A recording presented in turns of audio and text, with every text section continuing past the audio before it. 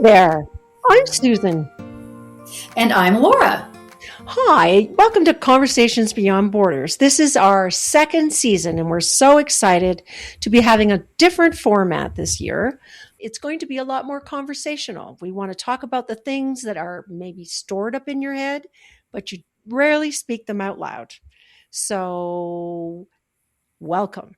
We're glad you're Welcome. here. Hey, Susan, I have a Yeah. question for you. Yes. Why is it whenever anyone asks us how we are, our default is always fine? Why don't you think we feel like we can be honest with these people? I'm inclined to think that it's almost a learned behavior. Probably something that I don't know when we become young adults. I'm not sure why it's just become an accepted thing that we all do, but in midlife, I think it's really an important question to ask. No, agree, agree. Yeah, I could say I'm fine today, and that would probably be and maybe a lie without omission. Because I had a full day. I had a full day of making furniture, building furniture with my daughter. And that isn't something that I would ultimately at the end of the day say, oh, yeah, I'm doing great. I'm doing just fine. But we do it, it's a habit. But what Laura and I want to do today is maybe jump into that discussion and that question a little deeper so that we can begin to think and maybe frame it up a little bit going forward.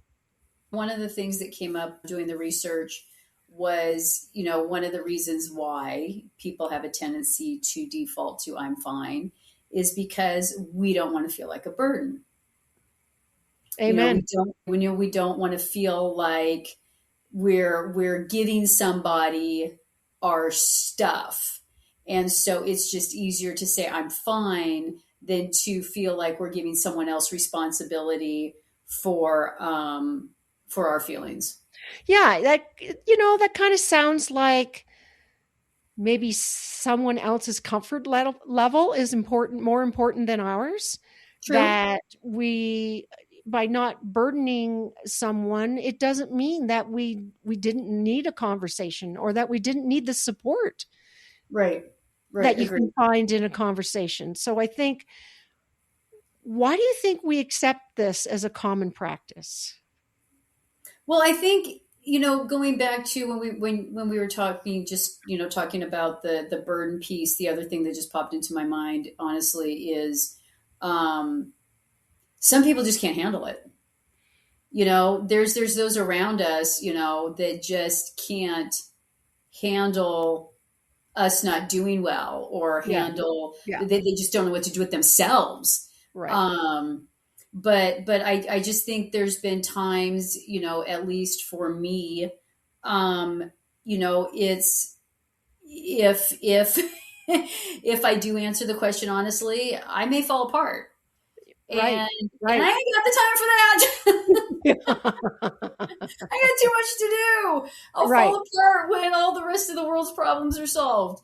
No, um I think that's valid. I think that's valid. And I think sometimes when you say I might not speak the truth to someone about how I'm actually feeling, I think that's kind of common with someone like my parents, that I'm mhm. sort of protecting them, that Yes, yes, I don't want them to worry about me. right. I might do the same with my adult children because we have this facade that somehow we're just always fine. Right, right. We're the stability. We are the rock, and we can't, or at least, and I know it's not healthy for them to think that we're infallible, and it's not that we set out to make it look that way. It's just I don't want you to worry about me because I'm supposed to be your safe space, Yeah, and I can't, let you see me weak because then maybe you won't feel like I'm your safe space. right. Um, but definitely with the kids, I know that I personally would feel like they would feel less safe, or less secure, or Yeah, less taken care of. I Yeah. agree. I agree. I think there is something in that. If if there's a crack, and if we're admitting that somehow, yeah, we're struggling with something or suffering with something, that somehow is going to impact them. And I know that this week it was a particularly difficult week for me. With um, Abby's move. well, with Abby's move, and we lost someone in our family, and Laura lost someone as well. My father-in-law passed, and a very good example of just what we're talking about is I was in Starbucks, and the young lady asked, "Yeah, how's it going? How you doing?" And I'm like, "I'm good." And I paused because of our conversation. Yeah. I paused and I thought, I'm not fine. And I think it's okay if we create the space for someone to be compassionate for us. Yes. Now, So did you tell her when you paused? Did you tell her? I did. I said, Good. as a matter of fact, I said, I've just recently lost my father in law, and it's been kind of a rough day. And her expression changed.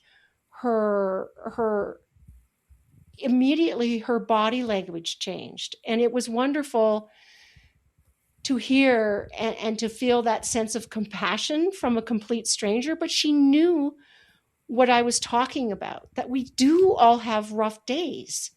Right. And it's okay in midlife to admit that, something might be tough because you didn't have the best sleep or whatever may be going on in your body. And I think the more honest we are, the better. I just Well, for don't know. sure. And the thing I've got to say, about what you did with that barista was you opened up, one, you were vulnerable, True. and two, you opened up the space for someone else to be compassionate towards you. Right. And I think that we should probably allow that a little bit more, especially with this age of tech and all of this, disconnection that we have. I Great. mean, it's to allow even a stranger to be compassionate had to have given you a little bit of a feeling of being supported, Yeah. even if I it was was just a little cared bit. for. Yeah, I was just cared for, and that somebody else cared, or great. it mattered to them that I was hurting. Yeah, And I think it's an opportunity to, if we don't express compassion, then we don't learn to also take it. So I think it goes both ways. So yeah, we could certainly talk about this one forever. of course. I want to talk about another aspect in our discussion, Laura, when we were getting ready for this topic. Hmm. And that was the whole premise of not taking the time. We don't have the time to fall apart. We don't make the time. Hmm. We don't pause even to reflect for ourselves. Right, What am I really feeling? Am right. I truly feeling fine, or what am I feeling? And I remember you saying to me, I I just never considered it. I just kept rolling. I just kept moving. And that's Right. hard. Right. When we were talking about, the topic for this episode, and the talking points that we wanted to discuss, and you asked that question, you put that question out, and I was a little mind blown myself, because it's like, what? People actually do that? What? Reflect, yes. Reflect, to take time? No, it's for me. There was a time when my family, my marriage was falling apart, that if I would have taken time to reflect, I'm not quite sure I would have gotten out of bed. Right. And if I didn't get out of bed, stuff wasn't getting done. No, And I you, understand that, but you must have been telling yourself, I'm fine, I'm fine, I'm fine, I'm oh yeah, fine. And that's, you didn't, and we don't offer ourselves any grace, that we need the time for recovery. We no, for need, sure, for sure, and I will agree with that. I will agree with that. And with that said, I mean, maybe part of that for me is a strategy and a coping mechanism. Ah, So I true. don't stop and reflect, right? It's like that's the distraction. The distraction is what's the next thing. Yeah. And the So prevention of falling apart. exactly. Right. Exactly. No, agree. Yeah. Yeah. Yeah. Yeah. Yeah. Yeah. Yeah, I think that's again, a common habit of, as you said, of coping with such a busy time. Hmm. I think with midlife women, we aren't stopping to check, but I know that um, I don't know about you, but I'm always tired. I, I I'm always tired. I think it's sometimes physically, both you and I Yep. care about moving and staying active. But I think sometimes a lot of my fatigue does come from yeah, the emotional side Hmm. of our existence. So, do we really know how we're doing when we say fine? Do you think that with all the sleep deprivation and the lower estrogen and our energy factories aren't supplying what we need? Um, you and I have talked extensively about our ailments, our hip Yes. bursitis and our knee issue, Oh, yes. and all the fluctuations, and never mind, the inflammation. And then you just sort of don't want to. Right. Um, maybe we don't know if we're fine. Well, and I would say that that's absolutely fair. I mean, we are at least, for me, I'm in a stage where I'm still learning what is going on with my body, how my body is negatively being impacted by all of the changes, the low estrogens. Yeah, yeah. I'm Um, definitely ahead of you in that role. so I'm trying to figure out what is that, right? What is that? Like you said, we're tired all the time. We're fatigued. We want to keep moving because we want to stay mobile, Absolutely. and then when you're tired and you wake up exhausted, it's like, what is that, right? What is that? But definitely trying to figure it out. And so I think that that's fair. That no, we don't always know, that whether we're fine or not. Yeah, yeah. And how do we stay motivated in life to actually be doing the things um, that we know, the eating well and sleeping well and moving. How do we stay motivated? I find for me, motivation can be a real problem. Sometimes it's just easier to sit on the couch with a bag of chips. Oh, absolutely. And I think maybe, some reflection might be a valuable thing to do at that Hmm. point, Hmm. to see where I'm at and the why we do what we do, and to No, get and that's a really good thought. I mean, it's like, okay, when you're not feeling motivated to do anything physically and you want to sit on the couch with that bag of chips, instead of the bag of chips, grab a notebook, and right, reflect and write some right, things down, right. and Good try to point. process some things. I mean, if you don't have the physical energy to go out and do something, just maybe just some light contemplation would at least be helpful in giving you Yeah, some direction. yeah, yeah. Another big reason I think that women in their midlife might say, I'm fine on any given day is that I think we also minimize Oh yeah, our own situation. We think everyone else, their problems are bigger and they're more important, and we tend to minimize what we're going through. absolutely. Absolutely. And speaking from my own experiences, everybody, raised differently, different relationships, different life experiences, Yeah, never feeling important, never feeling validated, never feeling heard, right? So if you grow up never feeling like you're heard, your voice doesn't matter, right? right. So why would I even bother to tell you how I'm feeling when it's not going to matter, Yeah, yeah, you yeah. I know? think I think we would both agree, as we've continue to build our relationship during the podcast is that we care a lot about people.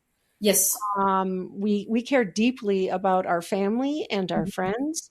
But as my therapist reminds me, um, it's okay to love our friends deeply, to love them deeply, but certainly not more than ourselves. Yes, that's a And very I good think point. that it's a classic position that midlife women put themselves in, that Hmm. somehow what we're going through is not as important. Hmm. I do have to say I have an adult daughter who has been chronically ill since she was about 8 years old, and if I've learned a lot about empathy and compassion, but it's also been as we've moved through the decades, realizing that there were no perfect cures in Yeah. any of this, that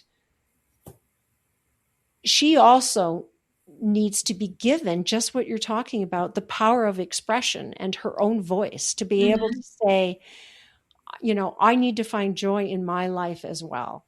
Right. And I think you're absolutely right that depending on how we grew up and what our influences were, it is absolutely true that sometimes we think it doesn't matter if Hmm. we're doing fine or not. Exactly. Yeah. Yeah. Yeah. And to say that it doesn't matter might be a little harsh. It's just like if I'm not Yeah, going to be heard and it's not going to be met with some sort of understanding, it just, to me, it's like, why bother? yeah, Maybe that's, that doesn't matter, but it's more like, why am I even going to bother if I'm not going to be heard and understood? yeah, yeah, Yeah. Yeah. absolutely. I hear you.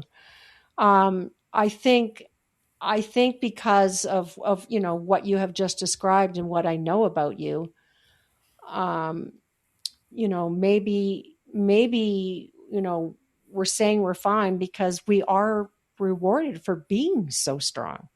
Oh yeah. That you're so strong, you got this. I don't know how you did it all, Yep. right? Right.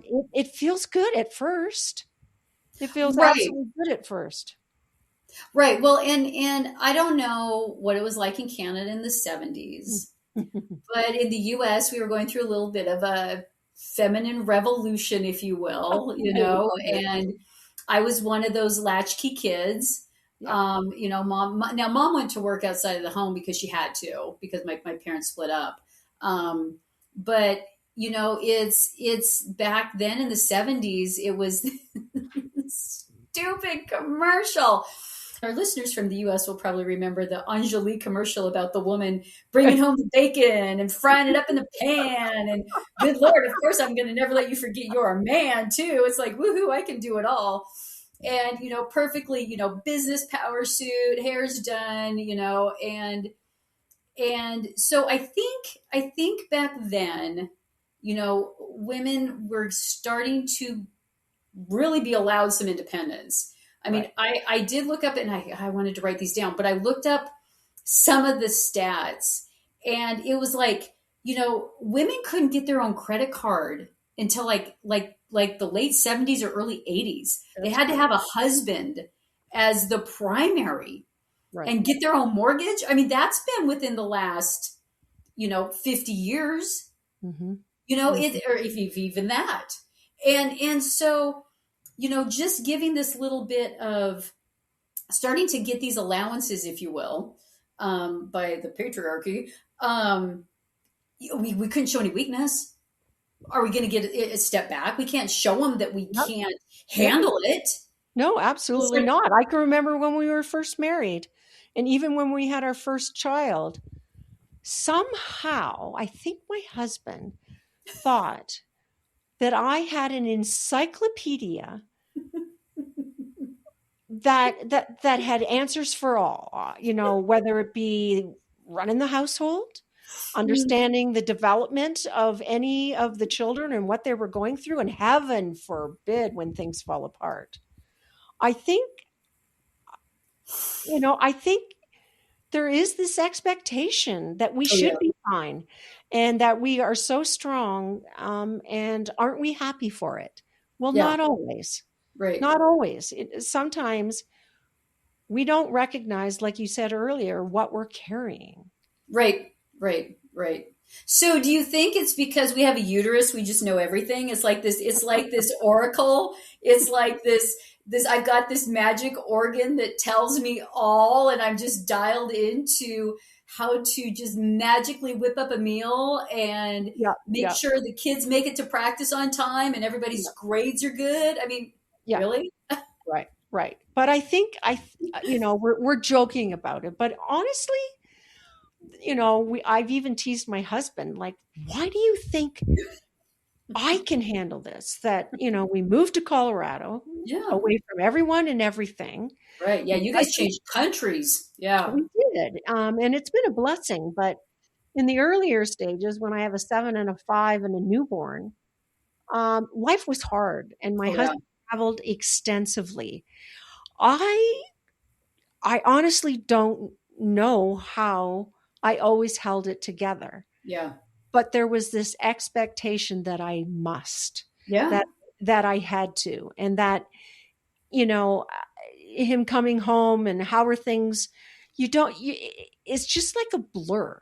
Hmm. I'm fine. I'm fine. So Yeah. yeah, we've come up with that. We've come up with that mostly to just survive the reality of what we're carrying, I think sometimes. Agreed. Agreed. There may be times, as you and I've discussed, that maybe we just don't want to explain everything. Oh no. That taking that time, you're talking about time and fatigue, that it's simply easier, that it Right. just might be easier to not explain everything. That, Exactly. 'cause Exactly. Well, nobody's and contact. some of it honestly is nobody's business, but at the same time, the stuff that might be, you're right. I mean, it's just like I don't have the energy for it. Yeah. It's Yeah. not worth this becoming a conversation. Yeah. I'm already 10 minutes late to something else. Yeah. Um, but it still doesn't do us any favors, right? I mean, it's not giving us, a support group. It's not giving us empathy. It's not giving us any space or allowance for other people to, lift us up or support us. Yeah, But I think yeah, I think a lot of women out there would agree that I can't take the time, I don't have the yeah, space, I don't have the energy, and so we just keep pushing those emotions down. We yep, just stuffing them. keep stuffing them down, Yeah, and I think that there's probably times when you are annoyed or frustrated with someone and would prefer to really share the everything, but yeah.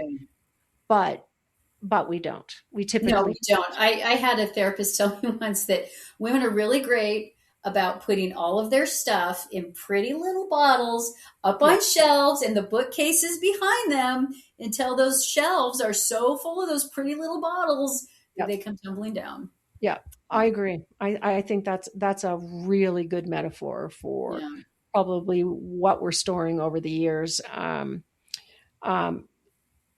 I suppose there's also, if we wanted to admit it, there's also the occasions when someone is asking us how you're doing. We might be afraid to be honest because we don't want them to be fixing us. We don't want Right. them to be, deciding that there's a number of solutions that we should follow. So maybe we're avoiding the interaction on purpose. So are we specifically talking about the husbands now? The Quite ultimate fixers. I must fix all the things. I'm the man of the house. Let me fix the thing. Yeah, no kidding. Well, I think you and I, and even our second year of this season, Hmm. is a true example of how, for Laura and I think it's a year of conversation primarily. Hmm. It's not a year of fixing and the 5 best tips No. or the next self care practice.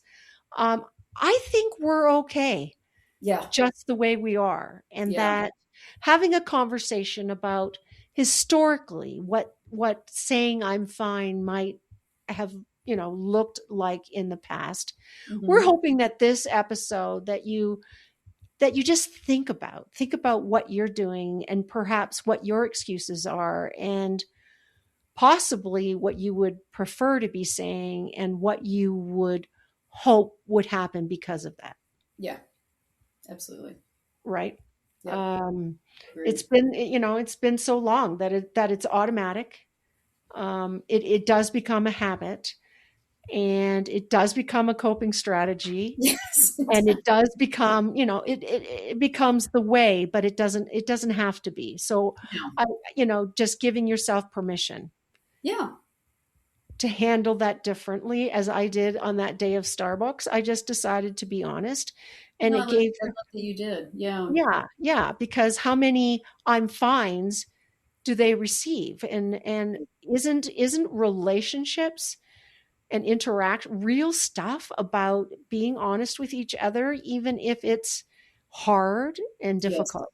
Yes, yes. You Well, and know, again, the other thing that I love about it is I've got to say this again is especially now in our culture where we're so disconnected, right, to be able to allow that connection with someone on a very real level, right. especially if there's someone of a younger generation, right?